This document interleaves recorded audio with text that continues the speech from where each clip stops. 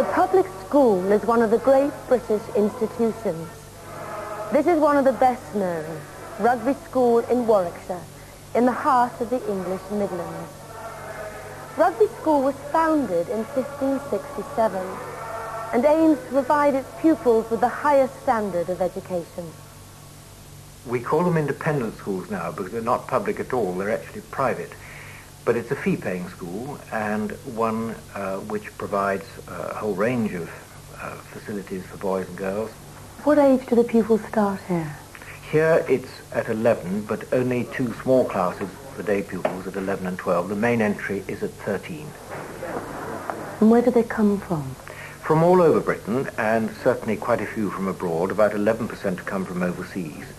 Nowadays, parents have changed their views about boarding school. They actually like to come and visit their children and to watch them playing games and to hear them playing music and so on. So quite a lot of the parents live within about an hour and a half of the school in the Midlands area of England. But still, quite a few come from Scotland, thank goodness, and from the north of England, from the West Country, and so on. So it is still a national school and not just a local one. And what is special about Rugby School? One of the interesting things, there are quite a lot of special things, I think, is the mixture, the juxtaposition of what is old and what is new. If you walk around Rugby School and look at the buildings, you do get the sense of families having been here. It's an old school, it's been on the go for hundreds of years, so there is a feeling of tradition, but at the same time it's a very innovative school and tries to do lots of new things.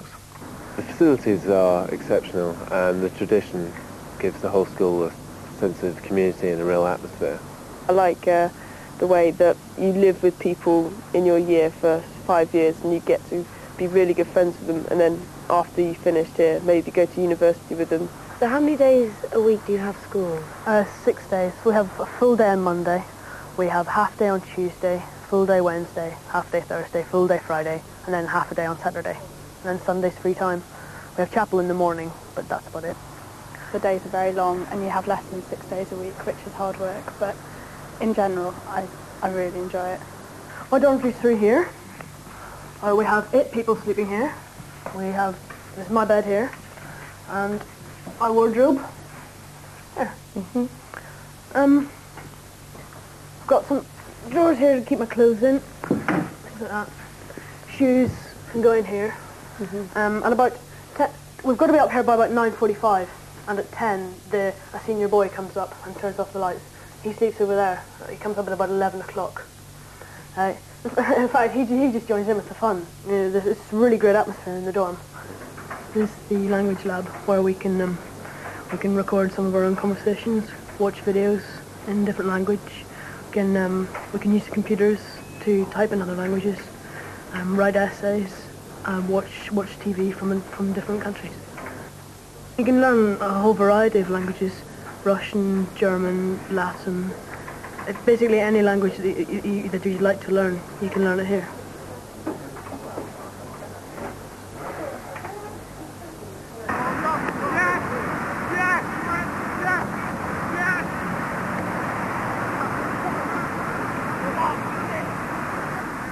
The school gave its name to this, rugby football. The game was invented here.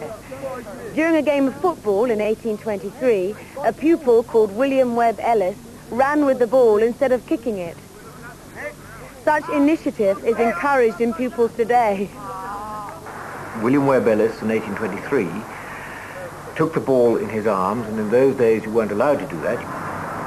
I suspect his friends didn't like him very much for that and thought that he'd spoilt things, and it took really quite a large number of years before that was incorporated into the game.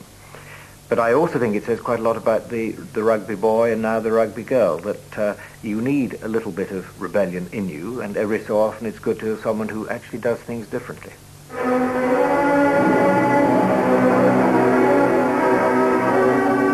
For over 400 years, rugby was a school only for boys.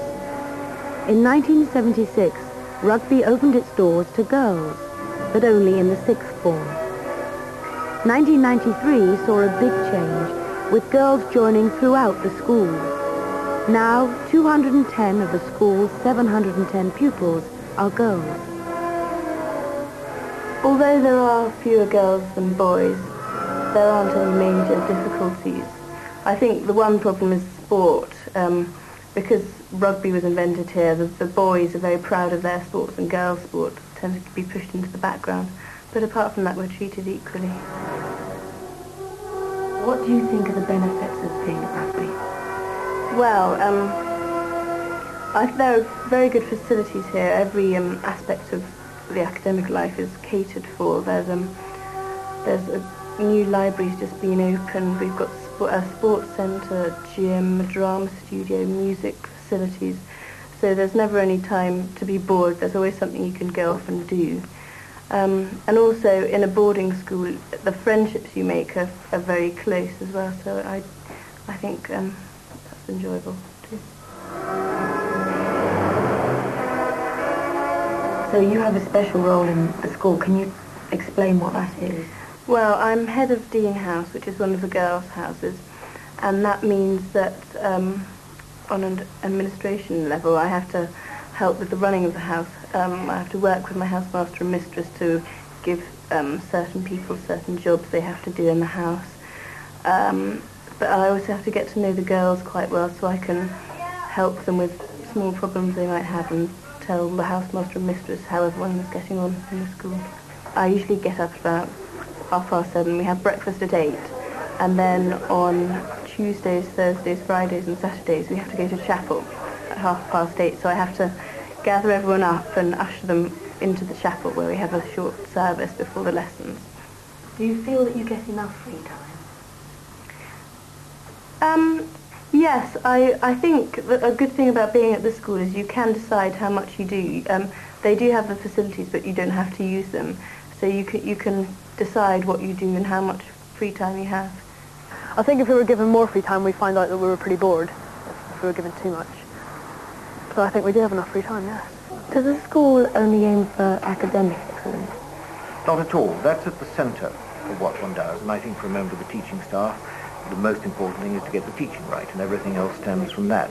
But being a boarding school, we're trying to do a huge number of other things.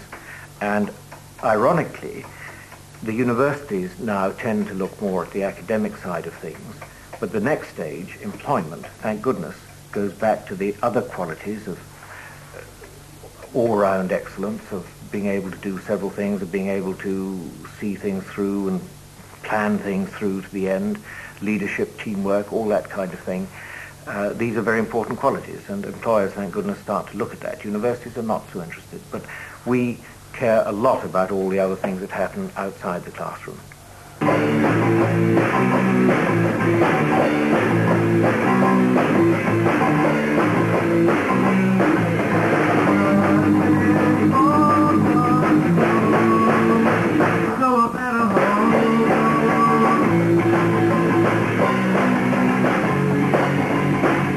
Life at rugby certainly isn't all work and no play.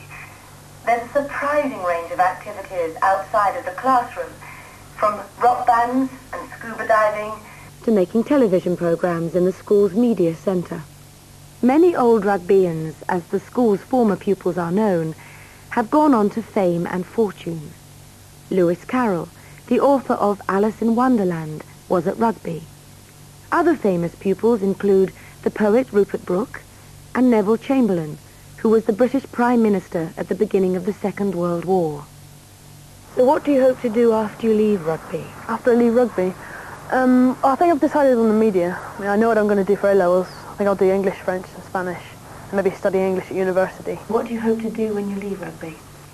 Well, I hope to go to university. I've been offered a place at university to study archaeology and anthropology. So I have to get certain grades. And if I get 3 A's, I'll be able to go to Cambridge next year to study that. Well, good luck. Thank you. What do you hope that each pupil will take with them from rugby? Something different. I'd hate them all to be the same. And I would hope that each one is able to develop his or her particular interest or excellence.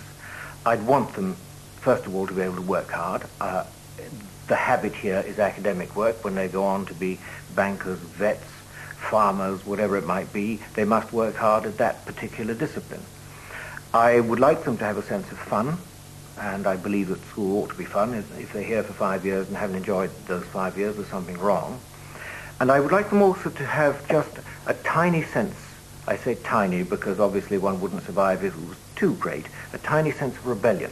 I don't think they ought to take things for granted, and they ought to be able to say, well, why are we doing things this way? Isn't there a better way of doing it? And can't we make the world a better place somehow?